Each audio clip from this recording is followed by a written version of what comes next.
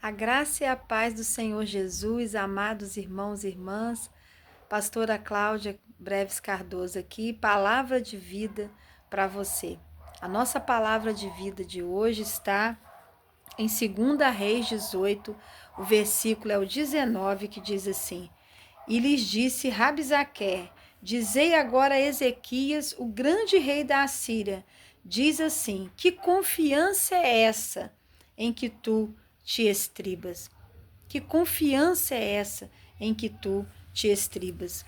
Nós sabemos no contexto aqui de 2 Reis 18, e em todos os versículos, que diz assim que o rei da Síria, Senaqueribe, enviou Rabsaqué e um grande exército para quê, irmãos? Para insultar Ezequias, o rei de Judá. Você encontra isso no capítulo 18, versículo 3 e 7. Um homem que andou com Deus, o rei Ezequias, um homem que andou com Deus e fez o que era reto aos olhos do Senhor, e o Senhor foi com ele. Mas aquele inimigo, né, o rei da Síria, Senaqueribe, ele queria insultar e afrontar, né, o rei Ezequias, para que o rei Ezequias se intimidasse e recuasse, se rendesse por meio das palavras. E a palavra de hoje, a palavra de vida de hoje é: como vencer as afrontas do inimigo. Versículo 22, o inimigo, ao saber que Ezequias tirou os lugares altos, achou que Deus o havia abandonado. Então, assim como ele venceu, né, outras nações, vencendo os deuses deles, ele achou que quando o rei Ezequias tirou todos os ídolos dos lugares altos, que Judá iria perder na batalha. Mas só que o nosso Deus, o Deus de Judá, não é um Deus, né, de imagens, um Deus com ídolos, não. Ele é um Deus vivo e verdadeiro. Então ele achou que após Ezequias tirar aqueles deuses dos altos, eles iam perder a batalha. Do versículo 27 ao 30, o inimigo veio com palavras para tirar a confiança do povo no seu líder e em Deus, falando até em hebraico.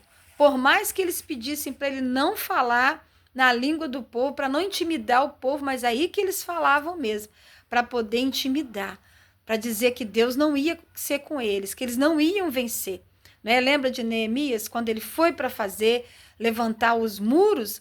Veio Sambalate, veio Tobias, Gesem, o Arábio, exatamente para, com palavras, desanimar. E assim o inimigo faz na minha vida e na sua. Se nós temos uma obra a realizar, uma missão a cumprir, a nossa vida para levar adiante, quantas palavras, quantas afrontas nós ouvimos e vem para nos paralisar.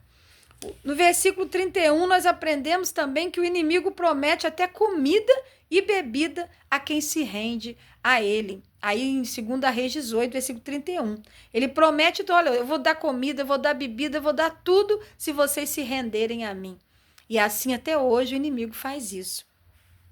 Também no versículo 32, o inimigo promete levar a terras fartas e que não morrerá quem se render a ele. Vai se tornar cativo, mas vai se render. Então, assim ele faz. O inimigo, no versículo 33 a 35, quer comparar o Deus vivo aos deuses pagãos. Nós vencemos os deuses e vamos vencer o seu Deus, assim eles disseram. Nós já vencemos tantos deuses em tantas nações, por que não vamos vencer vocês? Mas qual foi, queridos, a resposta às afrontas, aos insultos? Como nós podemos vencer? Ezequias, no versículo 36, orientou o povo a estar em silêncio. Ezequias falou: não lhes responderei. Os insultos, irmãos, não devem ser respondidos, porque não vale a pena. Porque as pessoas que se levantam contra nós na guerra, na batalha, com afronta, com insulto, não conhecem o nosso Deus, não conhecem a nós, não conhecem o nosso chamado e missão. Então, o silêncio é a maior arma. Versículo 37 diz que o rei Ezequias, né, ele se humilhou. Todos ali rasgaram as vestes, até os servos do rei.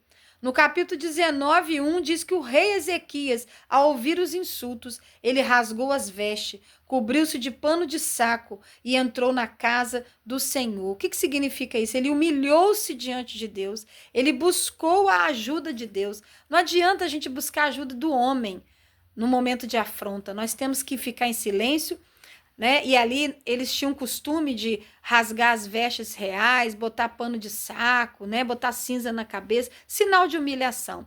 E foi buscar ao Senhor.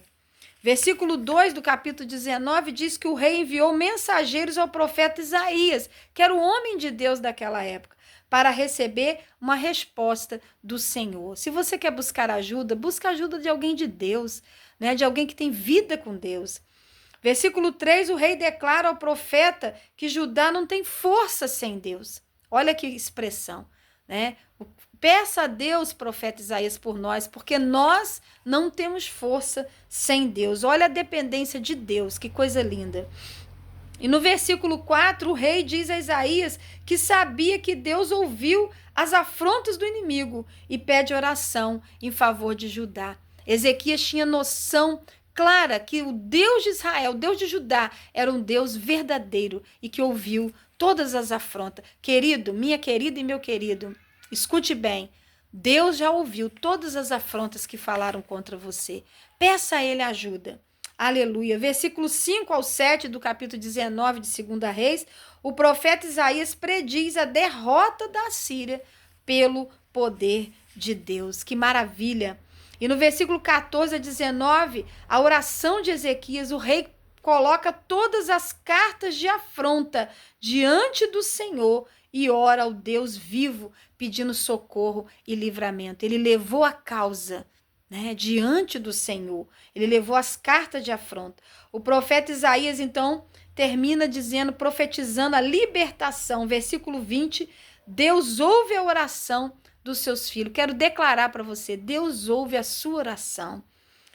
Deus também, querido, em segundo lugar, primeiro, Deus ouve a oração dos escolhidos, dos seus filhos. Segundo, Deus sabe a intenção do coração do inimigo.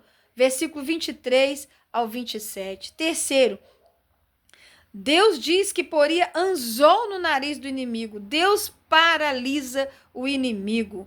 Ele colocaria um freio nos seus lábios e o faria voltar de onde veio. Dizem que pelos desenhos arqueológicos, eles faziam isso com os cativos. Os assírios botavam freio, né, anzóis no nariz daqueles que eles pegavam cativo. E o Senhor está dizendo, eu farei com vocês o que vocês tentam fazer com o meu povo. 4, Deus declara sementeira e colheita, bênçãos a Judá pelo seu zelo. Versículo 29 e 34. Ou seja, vocês ficaram 2 anos sem semear por causa do cerco da Assíria, mas eu tenho poder para restaurar completamente por amor do meu nome. Ainda que você não semeou porque você estava oprimido, cercado, vivendo uma situação difícil de afronta, você vai colher.